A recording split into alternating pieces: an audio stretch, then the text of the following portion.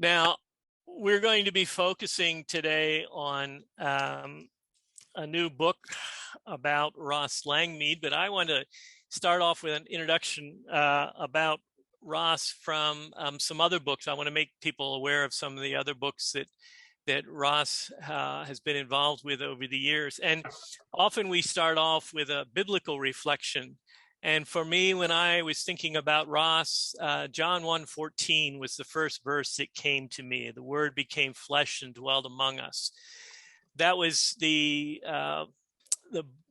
topic of his doctoral dissertation that became this book, The Word Made Flesh, toward an incarnational missiology. And much of Ross's time teaching at Whitley was involved in mission teaching, and particularly talking about incarnational missiology. And this is just one review about the book that I found online. It said most Christians from the full range of traditions would agree in principle with the idea of incarnational mission, living out the message that was proclaimed by the life and teaching of Christ.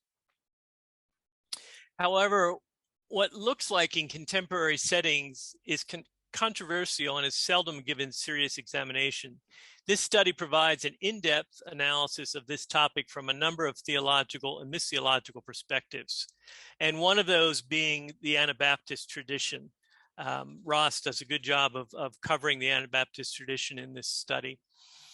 It's a basic assumption of this book that missiology ought to be done within a Christian community from various traditions to provide a deeper understanding of the topic. So that was just one review. This particular reviewer evidently is from Australia, and he also compliments Ross on including a number of Australians in writing about this book. Another one that I want to mention, more recent one, is called Reimagining God and Mission. This came out of a conference that was sponsored by the Australian Association of Mission Studies. Ross was very involved in that, and out of this conference, which I think was 2007, I can't remember it correctly, but Ross took a number of the presentations and edited them into this book, and he does an introduction in here. And I'm a little bit biased because my talk was also chosen as one of the chapters in this book. I have a chapter on an Anabaptist view of mission. Is there something I have on there here, Mary? Yeah.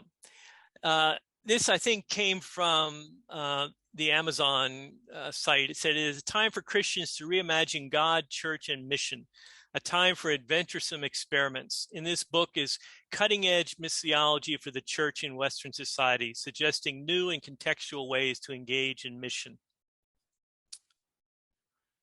This book explores the theological questions that emerge in a changing society. It also tells us the stories of some bold and experimental ways of engaging in mission. It is a significant contribution from Australian missiologists to the church in Australia and in other similar contexts. That's it. Okay, let me just say a couple of other things. I went looking yesterday. Mary and I first met Ross at a missions conference in Chicago in the United States back in, I think, 1990. And there were a group of Australians there, John Smith, Tim Costello, Athol Gill, Ross. And at the time, we read some of John Smith's stuff, so we knew about him. We knew about Athol Gill. We didn't know anything about Ross or some of the other people. There's some World Vision people there. And we got to know Ross. We went to his workshop. He was talking about the study that he had been involved with and the creation of Westgate Christian Community. And he was selling his, I think at that time, a recent book of hymns, and he had a cassette tape. And I went looking yesterday. I found this on our bookshelves. This was on the road, and I was able to dig up the cassette tape as well. I tried to play it in our cassette player, and I broke the cassette player because we haven't listened to cassettes in so long. But this was, I forget when it was in 1990, but later in 1990 was when we moved to Australia. And so from that conference on, we played this cassette over and over again, and our kids learned all the songs on here. And for us, the sound of Ross's voice was our introduction to the Australian accent. And Bruce was joking the other day that we didn't pick it up, but at least we could hear it and we could sing along with it. And I could probably sing to Ross's accent from listening to these songs for so long. And then when we were pastoring in Avalon, we just recently, I mean, we retired, I guess, 3 years ago, but we were still singing Ross's songs. So his songs were very important in worship and in gathering us, and they stay with us today.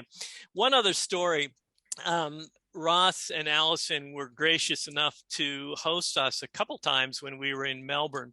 And on one of our first visits to Melbourne, we got to know Ross was also involved, and Westgate Christian Community was involved in ANOC, a network of Christian communities. And we had a Mennonite community in Sydney that was part of that network. So we were in Melbourne for a national conference. I think we were staying with Ross and Allison, and we visited Westgate for the first time. And we got up to introduce ourselves, and we talked about how being new to Australia, we were still fairly new at that point. We heard this rivalry about Sydney and Melbourne. And we happened to say that, you know, now we've been in both cities, and we're definitely Sydney-siders. And the people in the church booed us, which was the first time we were ever booed in a church. And I don't think we've been booed in a church since then. So we learned how strong that those feelings are about Sydney and Melbourne. So that was our introduction to Melbourne. But we were thankful for the gracious hospitality that we had with Ross and Allison on a number of occasions there in Melbourne. So I will stop talking and turn it over to Jeanette, who I learned as I picked up this book is Ross's sister. I didn't realize that beforehand. And let me just say, put in my plug for the book. I love one of the opening stories where it talks about Ross as a 2-year-old, and parents say that they're getting ready to go to Hong Kong, I think. And he says, whatever he was eating, whatever food, he says, well, can I finish this first? And I thought that was a wonderful picture of Ross, very thoughtful about what comes next, and a wonderful way to start the book. So at this point, I will turn it over to Jeanette. And after her presentation and some Q&A, I think both she and Allison have to leave us because they have other commitments on. So thank you very much for joining us today, both of you. And I'll turn it over to you, Jeanette. And I think you have a PowerPoint to share with us as well. So welcome. Thank you, Mark. Yes, it was custard, and he liked custard all his life. And I'm glad you liked the opening, because how you start a book is so important. And I thought that family story really did sum up Ross so well, so little. But I'm really grateful to have this opportunity today. Some of you will know that we had to cancel our launch, which was a bit sad due to the uncertainness of COVID. And we have been denied a lovely big reunion with all of Ross's network and friends and family. But we've had a number of these events, and it's been great to connect with people this way. So thank you for the slot in your monthly meeting. And I'm going to just get the hard part out of the way and make sure I can get this PowerPoint going.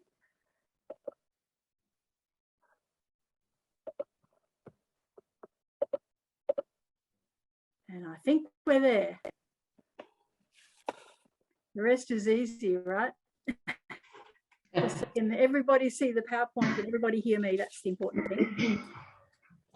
Well, it's also great to have Allison online with me. She has a big stake in this story. I think I've got some paper in front of you there.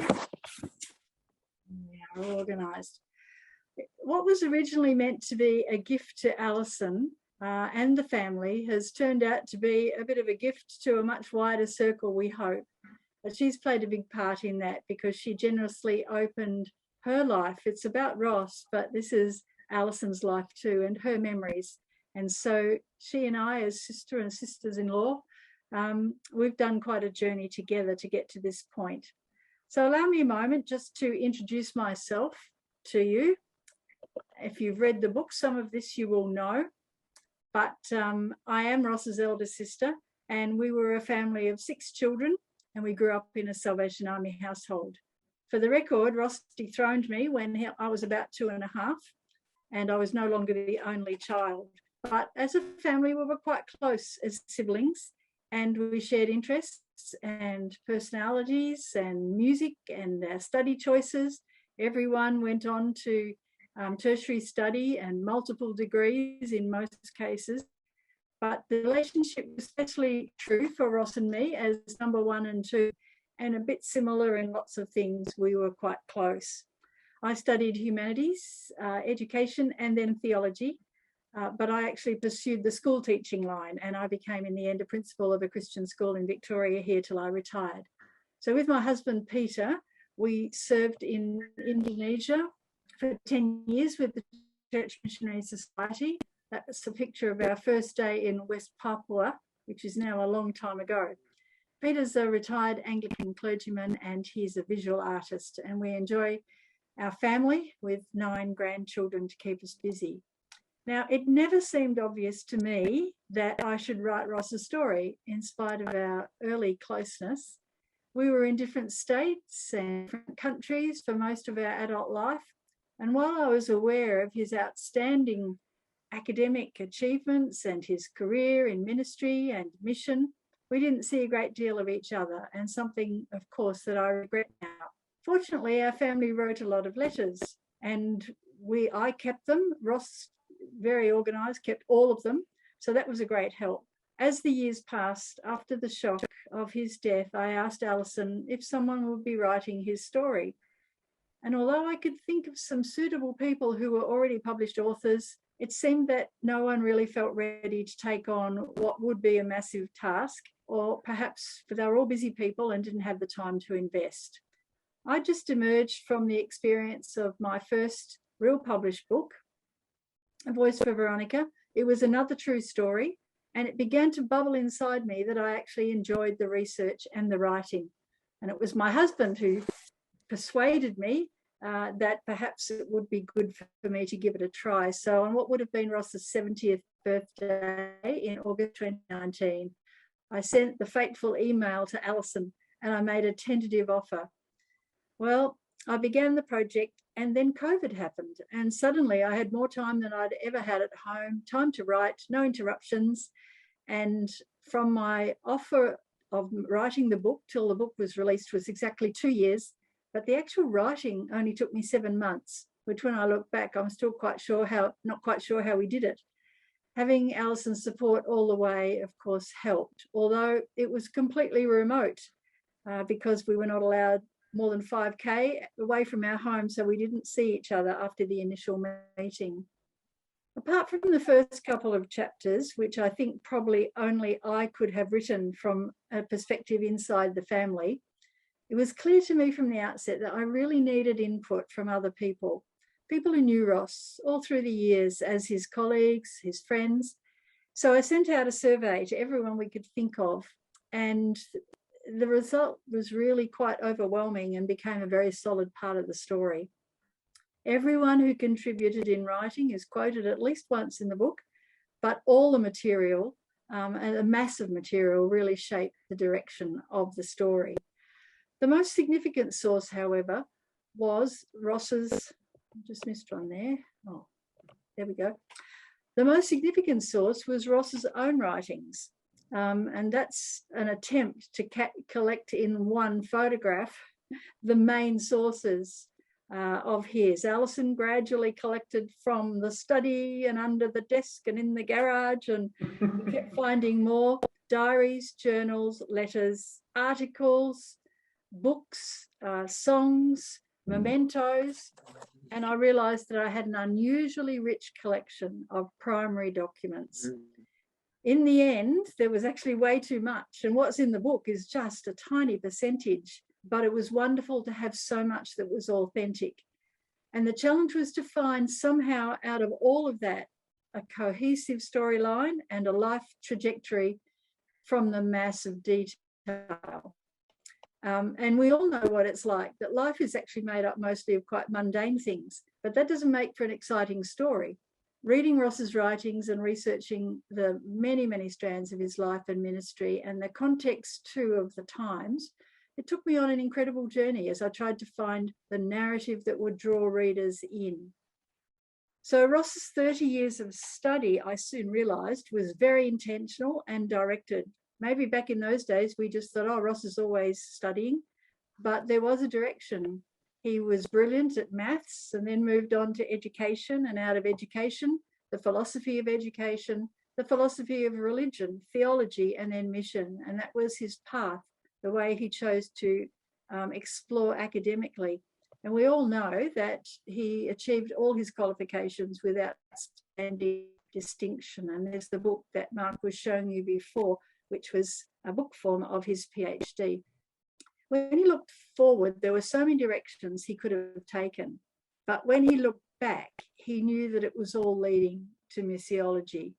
The passion, the knowledge, the on-the-ground experience culminated in his doctoral thesis and then eventually his book. But everything after that was an exploration of the different facets of his missiology, the nature of the missional church, the eco-missiology, words that I'd never heard of, by the way, eco-justice. I learned so much in researching my little brother. So as editor, and Mark's already mentioned this, of his second book, Reimagining God and Mission, he made a plea for mission that would be multicultural, multi-pronged, ecumenical, credible, and would engage the culture. There were actually always people who wondered how he could be professor of missiology at Whitley College without having been a missionary in the traditional sense, like his sister, for example. There was an ongoing tension between overseas mission and local evangelism, and this was one of the issues that Ross's thesis and his lectures always tried to address. So his many overseas trips were actually intense, short experiences rather than long time years of service on the mission field, but he always took the stance of a humble learner. If you've already read the book, you might remember that instead of trying to detail every trip that he took and everything he wrote and did, I chose to write as a case study his trip to South Africa, his trip to Malawi, and he journaled extensively. It was one entire book, and even so, I've only been able to include a tiny bit of that. But the missiological questions that were raised by the project he witnessed there amongst the Lao people who were cultural Muslims, it was as if he had the outline for his next missiology lecture when he got back to Melbourne. He was looking at it that way. Ross was, in his own words, blown away by the life group movement in that area and the many who became Christians while living in a Muslim context. So his actual on-the-field experiences were condensed in short trips, and many of them later were to Myanmar and the settlements on the Thai border, where he lectured in theological seminaries, experienced life with the Koran and the Chin in the refugee camps, and twice he was able to go with Alison, which I know was so special to him to be able to share that experience. And he did remark wryly in his journals that he had a feeling that the people there liked his singing better than his lecturing. And he wrote songs while he was there, trying to write into the context that he was. So all through the years too, he stayed steady in his focus on the local church and urban mission in the west of Melbourne, and remained an active member of Westgate Baptist community. That was the fruit of his definitive Western Suburbs report until he died. But Ross was multi-talented, and a few short years in the 70s, his folk gospel group called Daddy's Friends was said to be the best Christian band around the place. But music, however, was a recurring theme actually right through his life. He wrote amazingly over 100 songs that spanned from the 1960s to his very last song, which he wrote for his daughter for her wedding a week before he died. And his songs were the medium for his missiology. He actually used to sing in his lectures, and he's remembered for that. Not too many Whitley lecturers sing to their students, but in many ways, a way of communicating his themes of love and justice and celebrating and proclaiming. If Ross was indeed a prophet, he expressed that in his music, and he chose a less strident voice to carry his messages.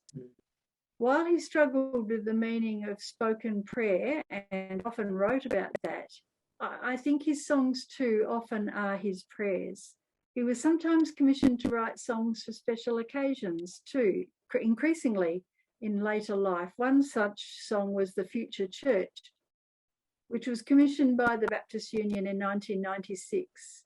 Hear the voice of God, the future calling. We can walk the path of change. With Jesus as our guide, move on. Though we long for safety, God disturbs us out into the marketplace. In the spirit, struggling pilgrims can be the future church.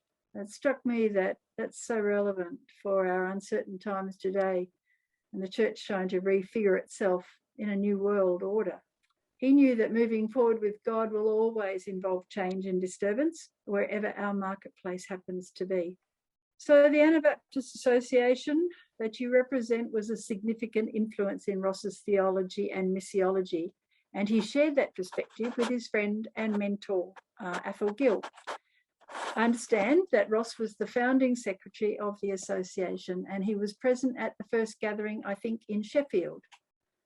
He was always really supportive behind the scenes, according to Mark, and he was playing his guitar, leading singing at gatherings, hosting conferences at Whitley, and his presence on the Australian Association for Mission Studies was seen as a voice for the Anabaptists in an ecumenical landscape.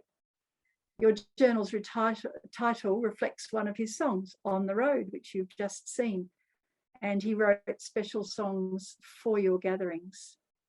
So Mark contributed this cameo, which is in the book. At the National Home Church Enrichment Weekend held in Canberra in 1995, moving on, we attended a session led by Ross where he asked the participants to list what they liked about being in a home church. He took the answers from the group and he went away for an hour or two and came back with a song that he taught us. It was called When Two or Three Can Get Together, and we still teach and sing it today. Writing and teaching that song illustrated what Ross was so good at and what many will remember him for.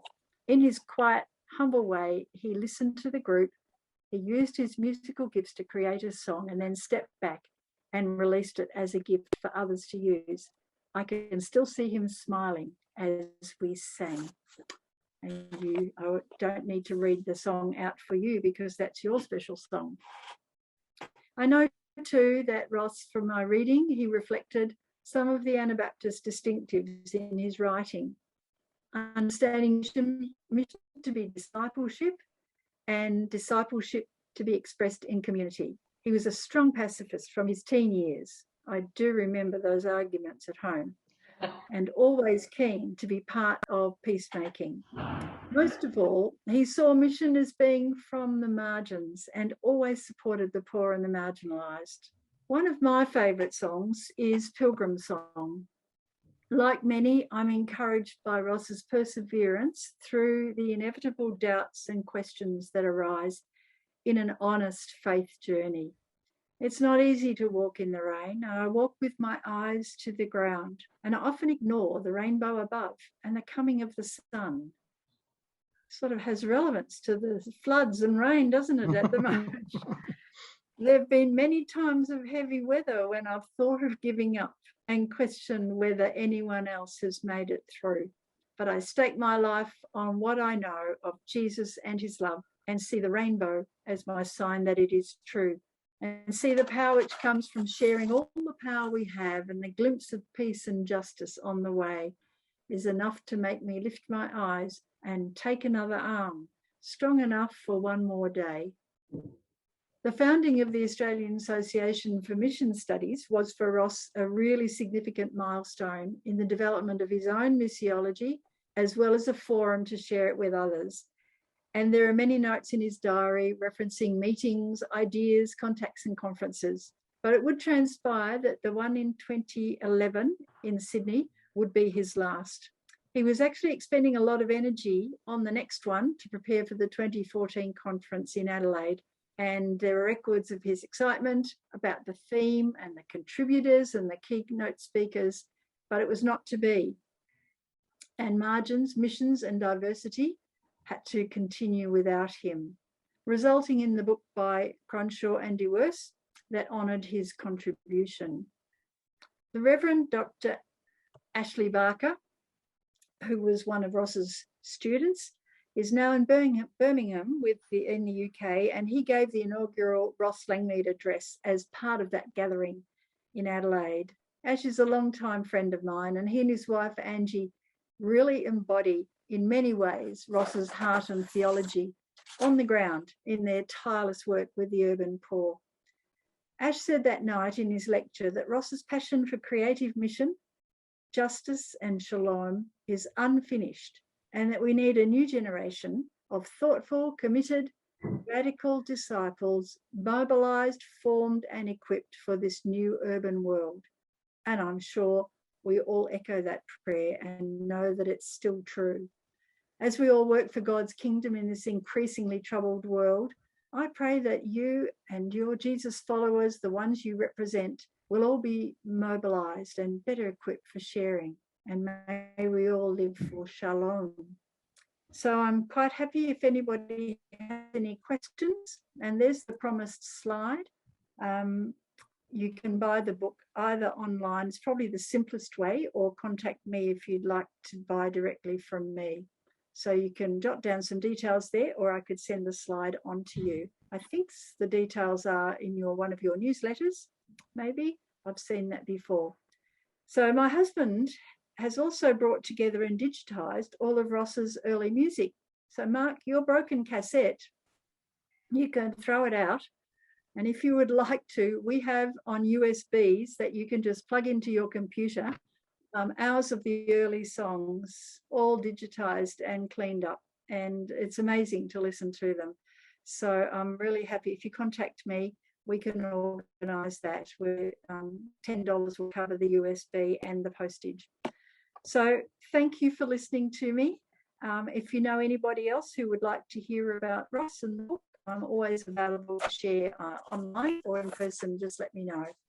And on this slide, you can also see my website. If you just look up JeanetteWoods.com, or it's called First Pages, there's a bit more information on there and some background stories and some blogging about the book itself and the details.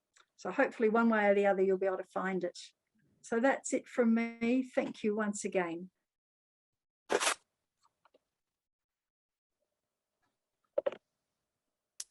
Thank you very much, Jeanette.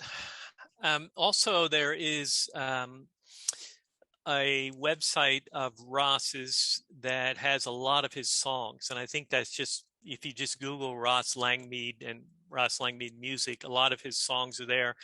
And there are some music clips on there, as well as some of the written music as well. So that's a good source for his songs. Questions for Jeanette and maybe Allison before they need to leave us? I do encourage all of you to get a copy of the book and read it. It's a good read.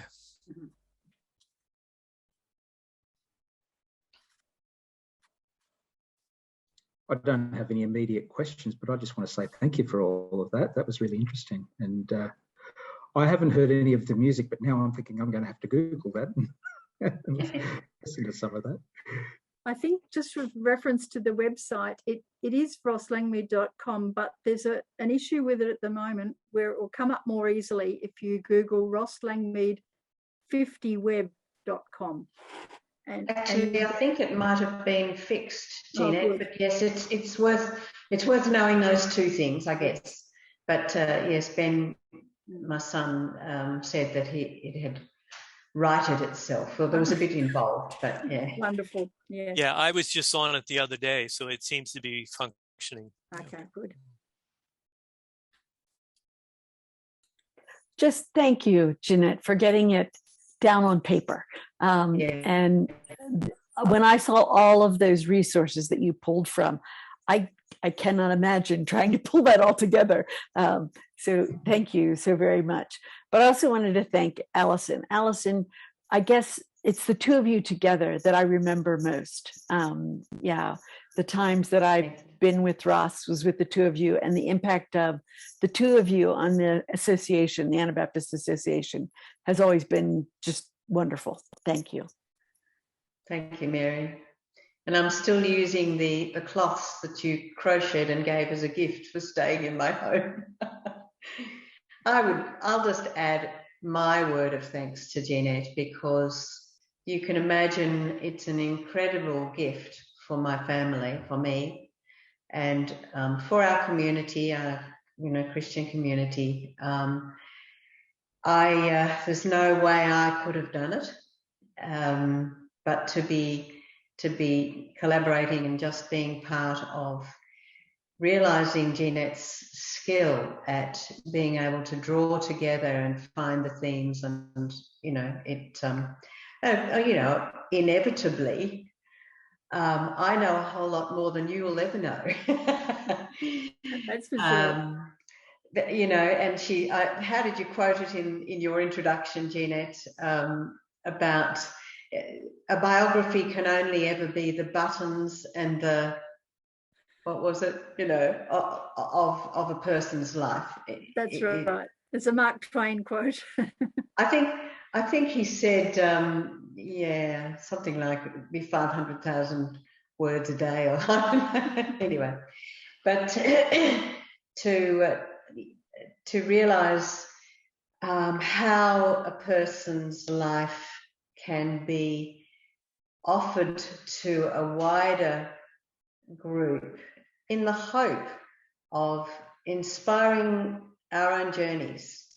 Each of us are given gifts, and Ross had many, but he was just conscientious to fulfilling who God could be in him and teach him. He was forever learning, and was on a new.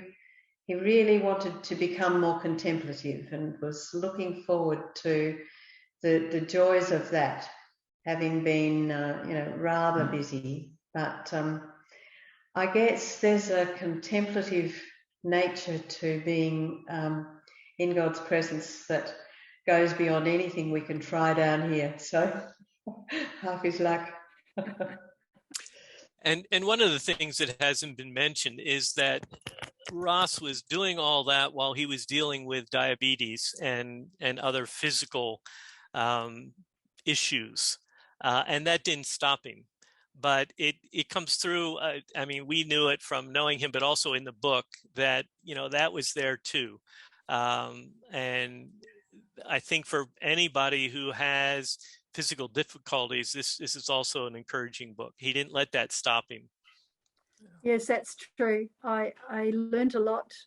Ross was very private, and he never talked about it unless you asked him.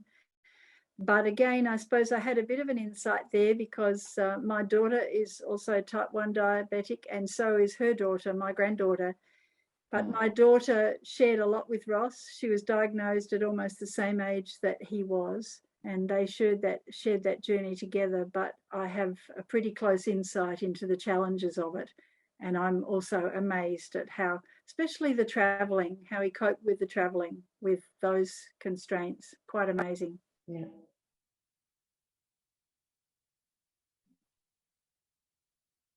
Others before we move on here? I felt the book was really a great story to read. I knew Ross through Theo's coffee shops in 1971, 72, 73, round then, and then later became a student of his. And he was just an amazing fellow, just so many different skills, wonderful musician. I can still hear him singing God is love and love's about giving. Love is giving, yeah. Love is giving. So, yeah, really great person to train under. He was a very kind lecturer, and he went deep with students.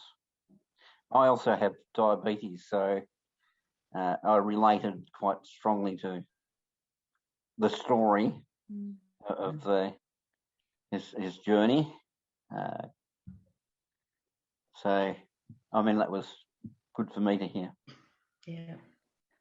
So if you were with Ross in Theo's in 73, was that at Tidal River? No, he came to Torquay. Okay. They did a circuit. They did a circuit bands, and 72 perhaps. Yeah, 72. There was Bruce Rumbold and yes, people who are mentioned in the book who were on the Torquay team. That was just one of the many, many strands that came together. The whole story of SU, Beach Missions, and Theo's. You know, it was a wonderful time. Yeah, well, he was very involved in the Jesus People movement stuff, which I became a Christian through. Wow, nice to meet you, Andrew, remotely. Ross and I met when he came with John Uren doing the rounds of the coffee shops, and he came to Portland. But we'd happened to take some of the young people from the coffee shop away for that weekend, and so they came out to the camp, but it was the day after they'd stayed up all night for New Year's Eve, so there were no young. We'd sent them off to bed and they had to sit and talk to the leaders, so that was our meeting. Well, I can say that some of Ross's songs occasionally still pop up in Canberra Baptist Church, so they have a continuing life.